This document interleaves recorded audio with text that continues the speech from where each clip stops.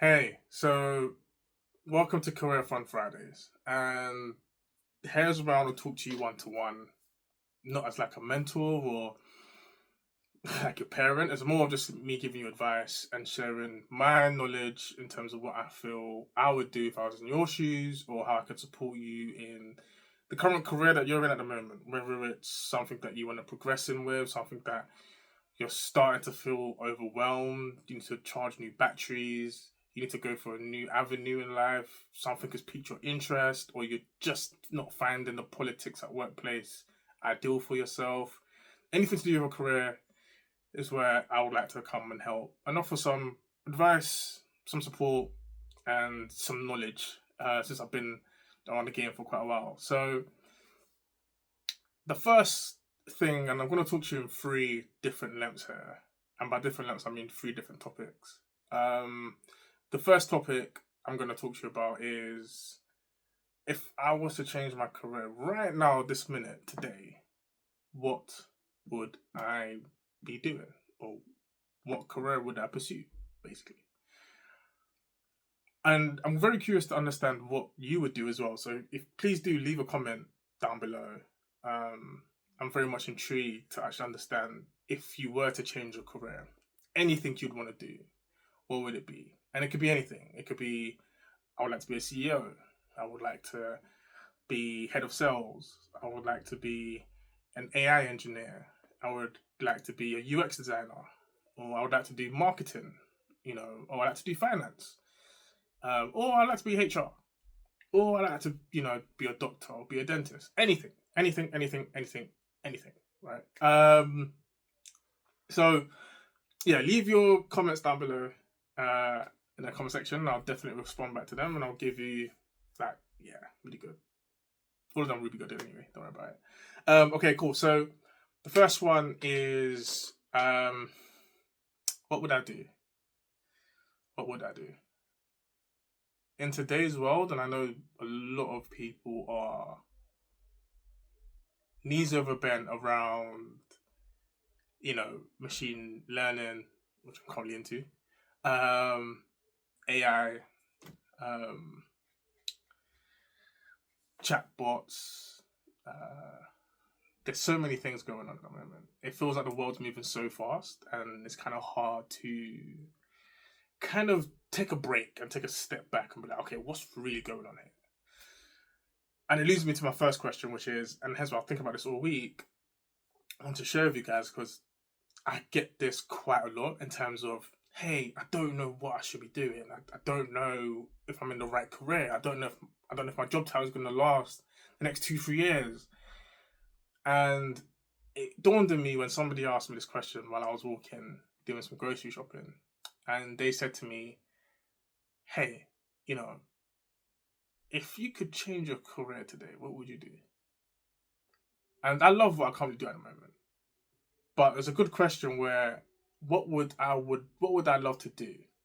And the honest answer I could give him was I would just love to be in AI consultancy, which is what I'm striving to be right now. But if that's something that I would love to do, one, because I find AI very intriguing and again it excites me, something I'm very passionate about. I've been passionate about innovation, I've been passionate about data, I've been passionate about understanding how when you input data into a database or a machine learning model, etc., and it brings out an output, I'm always curious as to how it figures that out. And that's where I like to come in. I like to be more of the problem solver. So to be more real with you, actually, precisely I'm actually working towards what I would love to be today. But to give you a good knowledge in terms of what I would like to become today would be someone in AI ethics and strategy. I think the ethical nature of AI is it's still developing, but I feel like it's developing really slowly in comparison to how AI has been developing extremely fast. The legislation, the regulations, what companies can get away with, what companies can't get away with, is still in the room for debate. And it's taken a while for countries, for organizations, for governments to come above and come together and conjoin and just be like, yeah, this is going to be the rules set. And I think that's where the gap is. And it's not just from a consumer perspective. I also think of it from industries, right? Think of it in terms of, how we consume sports, how we consume our favorite TV channels. Everything is now being built in AI. AI is literally doing the works of so many things that we're just not aware of. And how can we make sure that AI is as ethical as possible? And that's where I would like to start my journey and start my goal. But in order to do that, I need to understand AI. I need to understand the models that build the AI in order to come to a justification and a reasoning to then suggest, hey, I believe, the way you're looking at AI or the way you have built AI model in your company or organization or even government is unethical. And these are the approaches as to why. So to answer the question, and the same answer I gave to the person who asked me was, I would like to be an AI ethics and strategy consultant. But then you follow up the question with me to say, well, how would you do that? How would you get there? And I always say to myself, whatever thing you want to do, and again, whatever career change you want to aspire to, anything that you want to push yourself towards, you may be at a current place in your work where the batteries are dead. There's no more ceiling. You've reached the top of your ceiling, or you wake up every morning, you feel sluggish. You don't feel as if you're wanted, or you don't feel as needed, or you don't feel as praised at your workplace. And I say this to say that, we're all going through a mid-career crisis. You've heard of midlife crisis. There's going to be a time or point in your career, may not happen now, today, tomorrow, next year, 2 years, 3 years, 5 years, but there will be a time where you go through a mid-career crisis. And that predominantly is where you start to think, is this something that I would like to continue moving forward for the next X amount of years? Do I see myself enjoying myself in this particular role in X amount of years? So, yes, mid-career crisis is real. And I think the one thing that I love about, I'll say, the world that we live in is, just because you've learned something in the past doesn't determine your future. I've met increasingly numerous amount of people who started off in sales but ended up being like extremely very vigilant and diligent data engineers. I've met people who have come up from working in, per hour jobs. It could be McDonald's, Tesco's, it could be anything like that. And now they've actually become marketing executives, or they've become head of marketing for their department. And I say this to say, wherever you are now doesn't determine your future. What determines your future is the actions that you take right now. So if you're one of those who feel as if, hey, I'm in a position where I just feel exhausted, burnt out, I need change, or I need to seek change, I think take the next week or two to kind of figure out, what does change mean to you? And what is the goal of that change? Many of us want change in our jobs. More time is all about money. But we all want change in our jobs. But you want to wake up feeling, okay, I'm not sluggish today. I can actually do this and execute to the best of my ability. Whether it's business, whether it's working in a company, whether it's freelancing, anything you want to do, always say to yourself, does the end goal that I want justify my happiness moving forward? Okay, so the second point is, again, the three kind of drastic changes that I've witnessed, and I've been very fortunate to watch those changes through these people that are in my lives, and they came to me and said, hey, I'm doing this now. Okay, so the first one is a really good friend of mine. I won't say he or she's name, but they started off as like a business analyst, doing business analyst for quite a while now, to be honest. Very smart, intelligent, knows these things, knows their things, killed it, knows their things, but um, yeah, I remember getting a phone call and we spoke for a while, and they went on to say, they're looking to pursue something like finance. And I was like, oh, okay, that's strange. Never knew that, but they're already ahead of the game in terms of doing the studying, doing the research into the particular roles they would like to see themselves in, and they already had the vision map in terms of what that role looks like for them. So, and I want to conclude here by just saying that one was a drastic change because I rarely hear analysts go from analyst to finance. Normally, it's finance to analyst because from finance you go to become a financial analyst, depending on what finance job you're doing. But there is some analyst, and again, there is some analyst aspects to finance work, but majority of it is dealt by the financial analyst. It's rare that I come across an analyst who's delving into finance. And again, I think the motivations were there in terms of a clear vision and sight, in terms of the amount of income they can generate as opposed to what they're currently working now. And also, I think because of what gives them joy.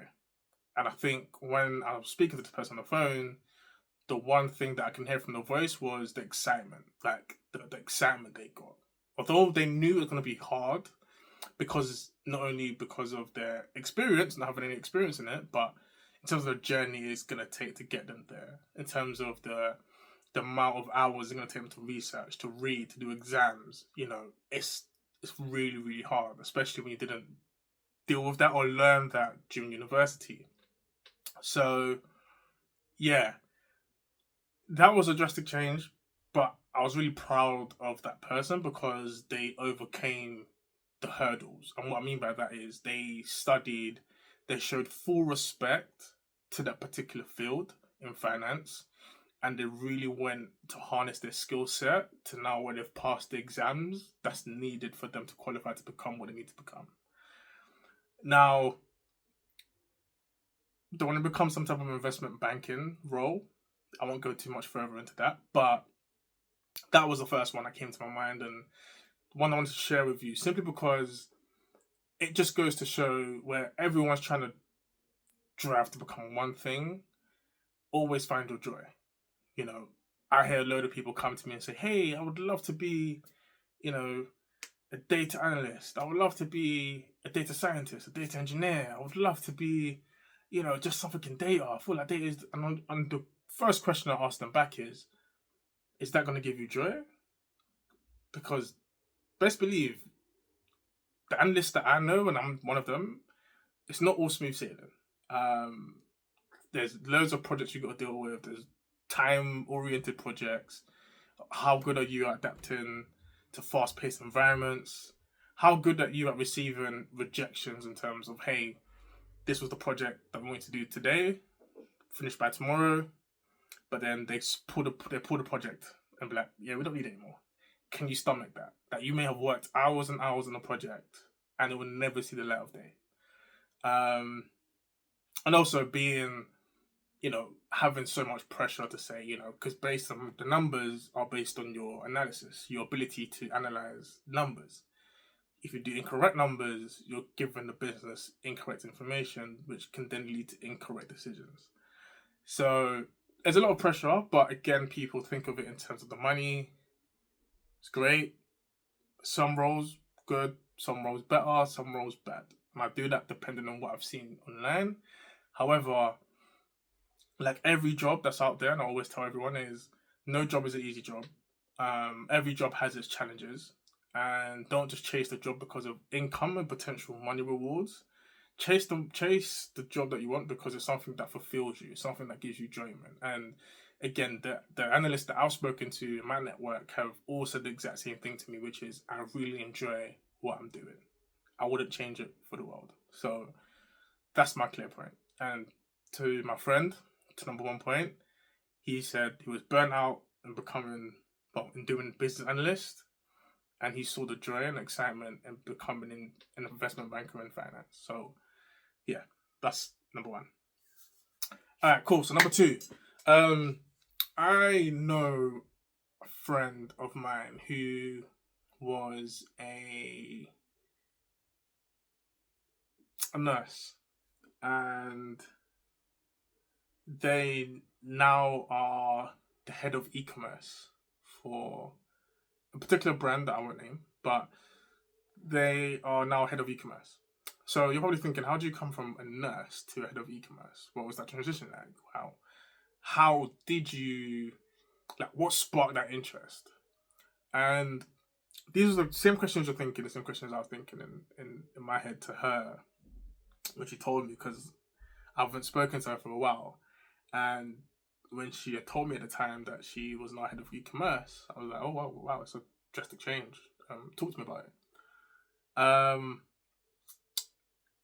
I think her career mid-crisis came at the fact that she had a child, and she then realized that she didn't want to bring up her child the same way that she was brought up, and she wanted to chase something that fulfills her a lot more, so then she could bring on that joy or that fulfillment to a child as they grow up. So I fully respected that. I fully respected that, because I was like, okay, that makes sense. I think as parents, we don't want to basically put a cloud over our children. It's like, yeah, you don't want to put a cloud over our children's like abilities and say this is the only way you're going to, live on this earth, in terms of this is the only career you should be doing. So, and then I asked the follow-up question I asked her was, why head of e-commerce? Like, what does that role entail? Like, how did you jump from a nurse to head of e-commerce? What job roles were you doing in between then to get there? And yeah, she completely, confessed and said, hey, she was, while at nurse, she would go to part-time masters in business. She was managing to juggle the two, and then she did business management, and then she was lucky enough to get like a junior e-commerce analyst role. And then from a junior e-commerce analyst role, she stayed with the company for 3 years. And those 3 years, she got 3 promotions. To, I think the one before the head of e-commerce, she was senior e-commerce lead. And then she got lucky that the head of e-commerce basically left, went to another country. I think she told me Australia, for another job opportunity there. And yeah, so once I think they opened the role, I think it literally took, 3 to 4 weeks. But in those 3 to 4 weeks, they basically told her, hey, the job is yours.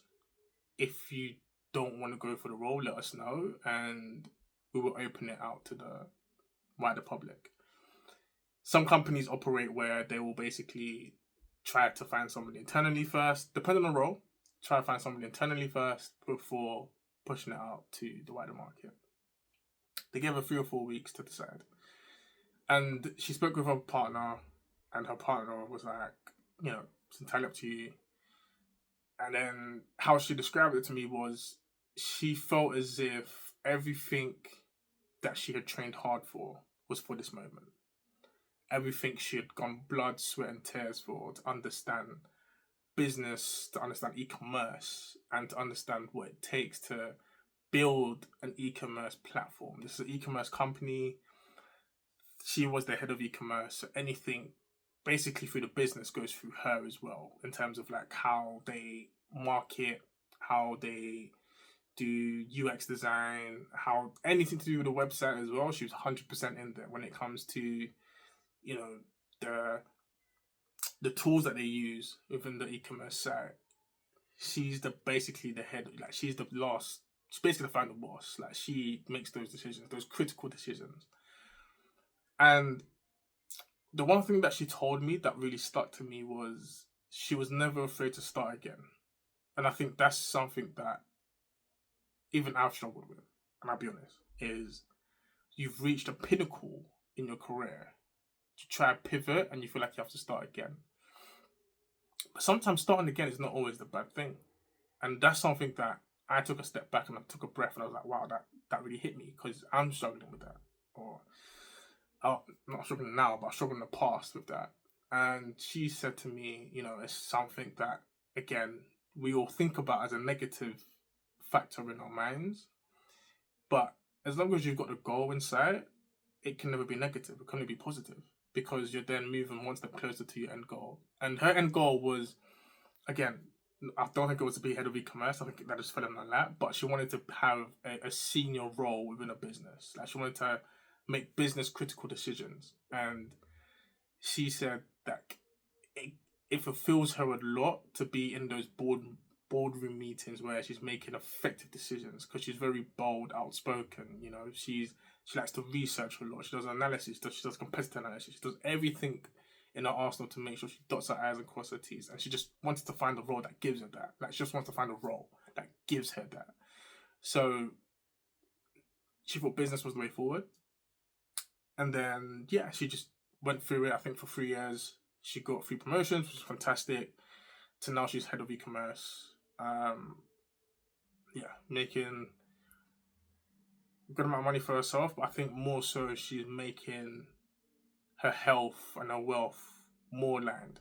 And I think that's something that she definitely relishes a lot. So that's the second biggest change. And yeah, that one was something that was more dear to my heart because she made a huge decision for her family, for herself, and she's now reaping the rewards of it because she trusted herself. Even when she had to go back, she had to go back to learn, she had to go back a few steps in terms of salary, but she knew the end goal was her enjoyment. And she looked at her characteristics and her enjoyment was making critical decisions. And now she is now making important critical decisions to make sure that the e-commerce company is making profit year over year. So kudos to her and wait for the next one. All right, cool. So the third one and the final one, I would say, was somebody that I knew who was on the wrong side of society. And I say this in a way where they were just involved in doing a lot of bad things and things that they shouldn't be doing. And went to school with this person at one time, and yeah, a lot of people would have said, yeah, they're just deemed to no good. They're just not going to get anywhere. And I knew this person was incredibly smart. I just felt as if they were just always in the wrong crowd. But I knew the potential was absolutely there. Like, very power on par, top set, really, really good, knew their stuff, but just couldn't balance the two. And more times than not, it would always be, them doing more bad than good. It got to a stage where I found out that they went to prison for a while. And normally people think, oh, you've gone to prison, that's it, your career is wiped off, it's finished. There's nothing you could do, no one's going to hire you. What can you do? It's difficult to get a job. And to this person, kudos to them. Really kudos to them, because I think that was a really, really changing moment in their lives. When I reached back out to them and I said, hey man, how's it been going? They were like to me, hey, yeah man, I'm literally on the verge of, doing law. And I was like, oh shoot, like law? Took me by surprise. And I was like, okay. I was like, first of all, I love it, great, but how are you though? I was more focused on like, how are you? Like, I was trying to understand, life and life behind bars and, how, but he was like, hey man, I'm good. Like, honestly, I'm fine. I'm doing the things I need to do. I read a lot while I was in there. And while I was reading, I found my calling was to become a lawyer. And I was like, okay, what kind of law do you want to do? And he was like, criminal law. I was like, it makes sense. But then he looked at me and he said, no, not because I was a criminal, but more so because there's people who are wrongly incarcerated in the country that, again, due to lack of evidence, due to poor evidence, they've been locked away for so many years and their cases have never ever been looked at. And these are things that you hear about in movies, right? And I was just like, okay, cool, that's really, really good. And he said, yes, it's bigger than me. Like, I just really want to help people. Like, I just want to help people now. So I was just like, so that's your calling. That's what you want to do. That's the job that requires you joy is helping people. He was like, yeah. And he said being a lawyer is more so me giving myself the opportunity to help people and enable them that there is somebody there in their corner. Where nobody was in my corner, people just thought of me as, the bad guy, etc.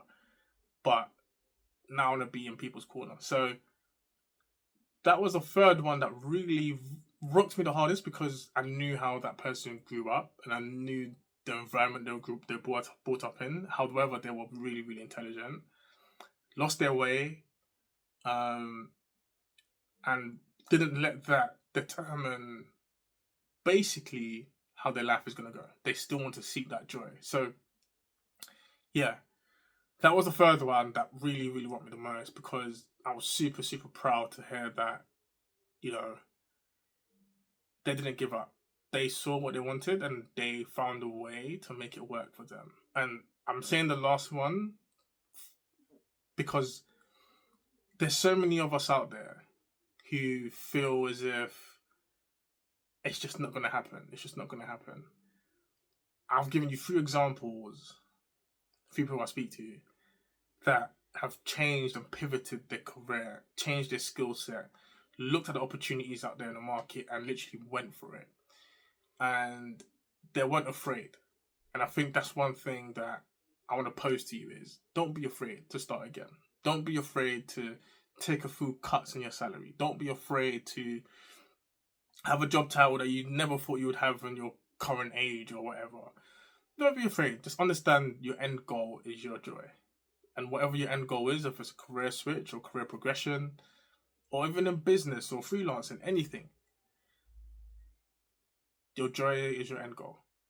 So, yeah, those are the top 3 not outlandish, I'll say, but top 3 things that, again, spot my interest and I want to share with you all. So, yeah. Okay, so the last one is AI really hurting our careers? And this one is more my bullet point because I'm very much into AI. And I would say no. Right now, straight off the bat, I'm not going to give you a lecture around it, but I'm just going to say no. And I won't spend too long on this one because I just want to be completely honest here. AI at the moment is deemed as a preservant to help and support humanity. So far, as we speak today, there is AI models being built to help support humanity. It doesn't go on to say that AI can overshadow human society. So what I mean by that is there will become a point in time where AI has exceeded its level past human transgression. And what I mean by that is past human interaction. So where AI and humans don't need to interact for AI to do its job. It's now surpassed the level where AI can do its job regardless of human interaction. And they're starting to build models like that today. There's a few, but I don't want to scare you what they are today. But basically, for now, no. Everything that you see, and I've worked in companies, I currently work in companies where it's just like, hey, we just want to leverage AI to make our jobs more efficient. I think that's how we should think as humans is, how can we leverage AI to make our jobs that we do in our workforce, in our business, wherever we do it, to make our lives easier? Wouldn't it be great to have, an AI chatbot or an AI that can save you half an hour doing work and help you summarize it in 5 minutes? That's perfect. That gives you more time to focus on other things. So think of AI as it's not hurting your career, but it's there to support you in your career. Now, I want to get that out of the way first and foremost, because the next point is going to be very, very blue, which is AI will eventually take over your career. So kind of a contradiction there, where I said for now it's not, but keyword I'm saying is for now. The overall picture is where I believe, and this is my personal opinion, where I believe AI is going to get to. And again, it goes back to AI ethics and strategy that I want to get into, which should help and support this. But by that I mean help and support humanity. But it's more so of just like, okay, where AI is going at the moment, it's going to take over certain careers a lot sooner than we probably anticipated. And you probably seeing it right now with call agents.